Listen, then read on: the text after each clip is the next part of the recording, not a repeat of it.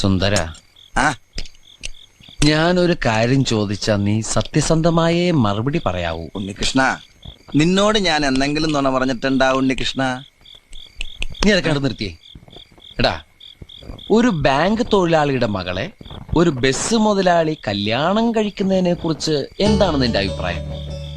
Bank തൊഴിലാളിയുടെ മകളെ മനസ്സിലായി, പക്ഷെ ബസ് മുതലാളി മനസ്സിലായില്ല? ഇല്ല. ഞാനൊരു ക്ലൂ തരാം.